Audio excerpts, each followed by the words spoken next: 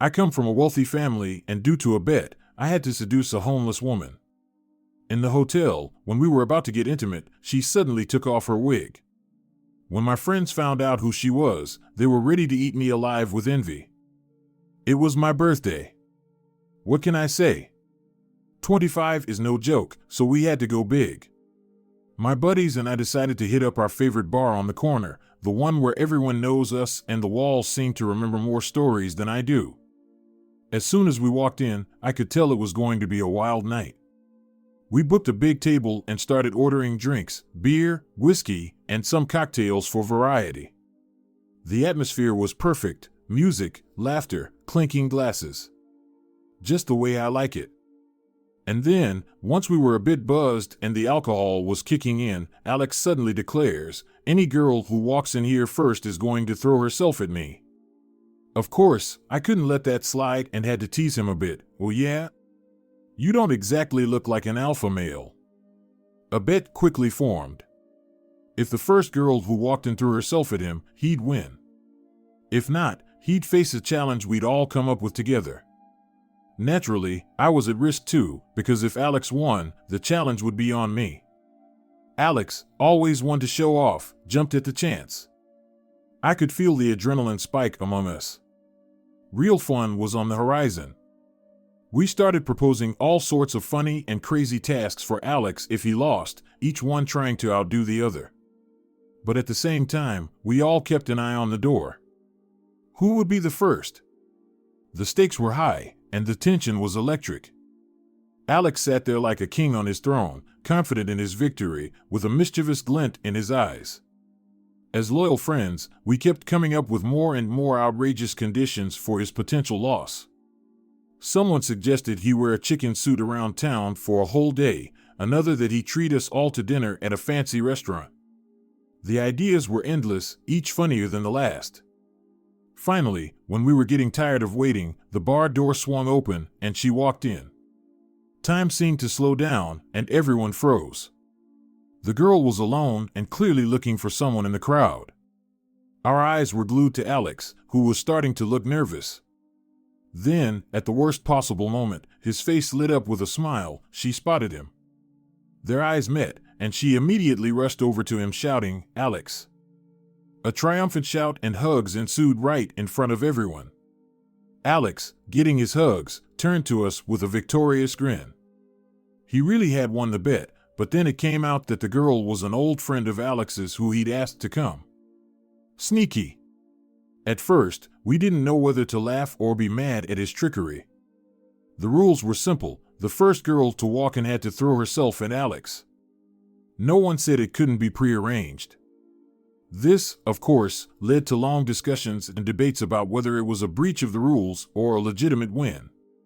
In the end, we decided that all's fair in love and war. So Alex officially won the bet, but now everyone was thinking about what challenge to give me since Alex won, which meant I was the loser. No one cared that the bet wasn't entirely fair. The guys wanted fun. Well, rules are rules, and I was ready to face the bet's condition, no matter how absurd. After much discussion and laughter, the friends decided I had to spend the night with a homeless woman. The task was, of course, strange and a bit crazy. At first, I refused, but the guys convinced me my reputation was on the line. A promise is a promise. Under their pressure, I agreed. First, we needed to prepare me for the role. My friends decided I needed to look convincing enough not to stand out among real homeless people. We went to a thrift store where we found old, worn-out clothes that seemed perfect for my transformation. When I tried on these clothes, I couldn't believe my reflection in the mirror. I looked, to put it mildly, unlike myself. Then it was time to find a place for the challenge.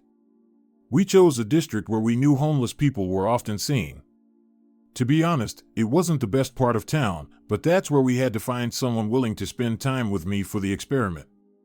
The preparation for the encounter was meticulous.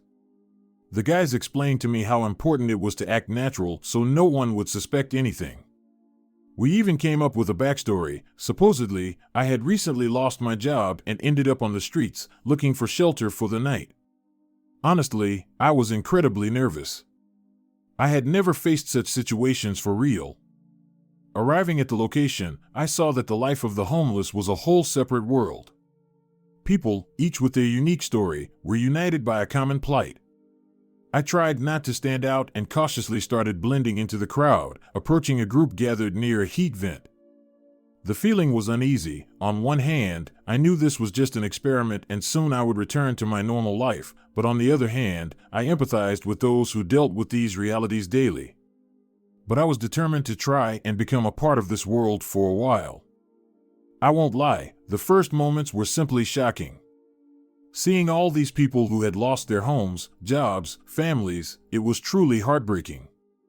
I tried not to draw attention and simply observed as they settled in for the night, sharing their last scraps of food and supporting each other.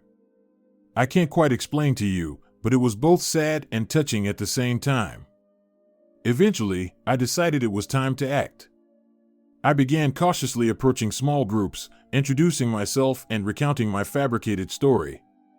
Of course, I didn't expect to be immediately accepted as one of their own, but surprisingly, many were open to talking. Perhaps life on the streets taught them to be more trusting of those who found themselves in similar situations. After some time, I noticed a lonely woman sitting slightly apart from everyone else. For some reason, she seemed particularly isolated, so I decided to try and talk to her specifically. She looked at me skeptically when I sat down next to her, and I immediately started the conversation. I told her how I had recently ended up on the streets, how my relatives had taken away my apartment, and how I was now forced to beg. Of course, none of this was true, but I needed to start a conversation somehow. The woman gradually relaxed. We began to talk, and I learned that she had been homeless for 2 months already. After some conversation, I decided it was time to move forward with the plan to fulfill the bet. I suggested to Marikar, that was the homeless woman's name, that we move to a quieter place to continue our conversation. Eventually, I proposed to her to spend the night in a hotel where she could take a shower and rest in warmth. I explained that it would be safe and that I would fully cover the room cost so she could feel comfortable. She immediately asked the question I expected, "Where did you get the money for a hotel?" Well, that was the truth. I had told her I was on the streets myself. I explained that I had been lucky to find some money recently. It wasn't entirely true, of course, but I needed to maintain my story. I said someone must have lost their wallet, and I decided to use the money to make my situation a little easier. I added that I wanted to spend it on something useful, like a warm place for both of us for one night. Morkar was initially hesitant, but when she saw that I was serious, she agreed. She said she would come with me just to take a hot shower. On the way to the hotel, I felt awkward the whole time because of this lie, but at the same time, I knew I was doing it only because of a bet. A plan was already forming in my head, as I needed to show my friends a candid photo. It didn't matter what was behind it, I could tell them anything. This way, I could fulfill the conditions of the bet and avoid dealing with this homeless woman. When we arrived at the hotel, I checked us in at the reception, trying to appear as natural as possible, though my heart was pounding like crazy.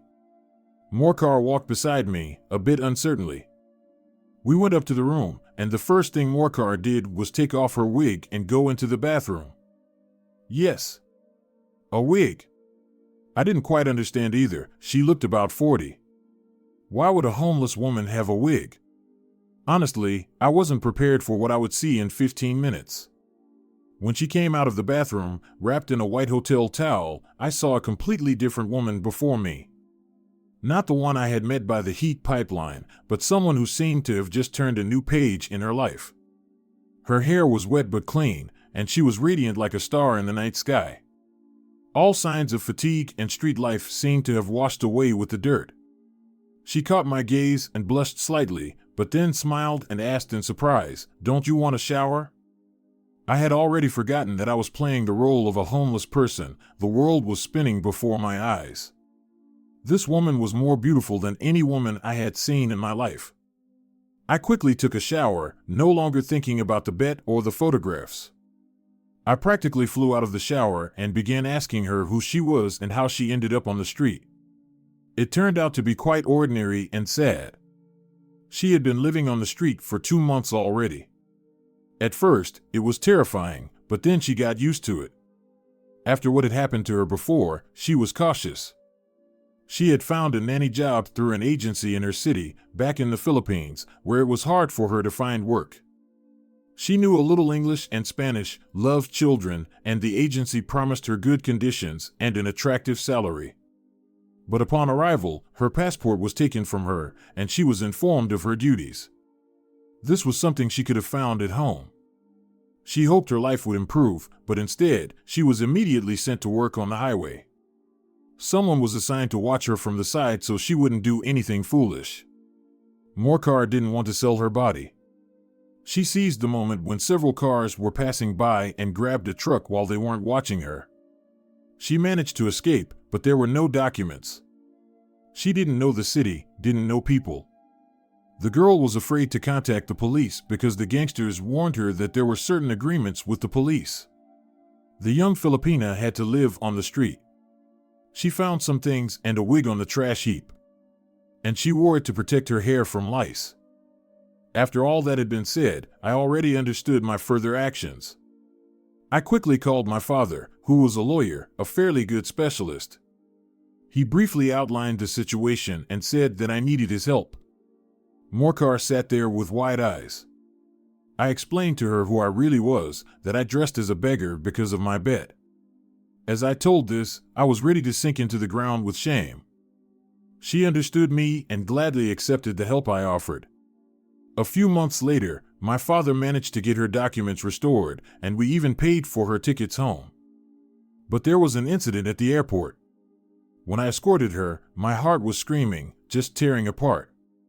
I understood that I didn't want to let go of this girl. In general, today marks exactly 3 years since we've been together.